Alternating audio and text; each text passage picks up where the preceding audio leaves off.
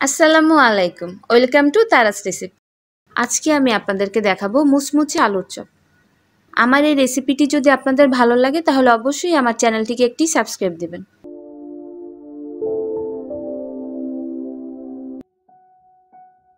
এখানে আমি আধা কেজি পরিমাণ আলু সেদ্ধ করে ভর্তা করে নিয়েছি।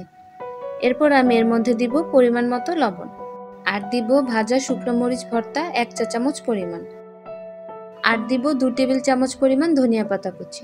এরপর আলু ভর্তার সাথে আমি এগুলোকে ভালোমতো করে মেখে নেব। এরপর আলুর ভর্তা আমি ছোট ছোট করে চপ আকারে বানিয়ে নেব। এরপর একটি বাটিতে আমি 2 কাপ পরিমাণ বেসন নেব, আর নিব 2 টেবিল চামচ পরিমাণ চালের গুঁড়ো। এখানে আমি পোলার চালের গুঁড়ো নিয়েছি। এরপর আমি এর মধ্যে দিব পরিমাণ মতো লবণ, আর দিব হাফ চা চামচ করে হলুদের গুঁড়ো, মরিচের গুঁড়ো এবং জিরের গুঁড়ো, আর দিব 1 চা চামচ পরিমাণ আদা রসুন বাটা। এরপর একটি চামচের সাহায্যে আমি এগুলো ভালো করে মিশিয়ে নেব। এরপর এর মধ্যে অল্প অল্প করে পানি মিশিয়ে আমি বেসনের ব্যাটার তৈরি করে নেব।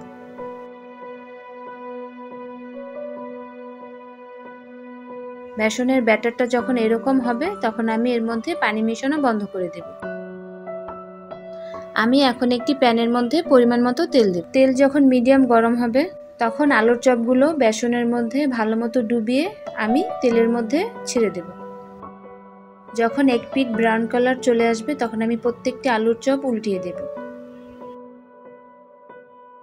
2 পিঠ একরকম ভাজা হয়ে গেলে আমি আলুর চপগুলো তেল থেকে তুলে নেব।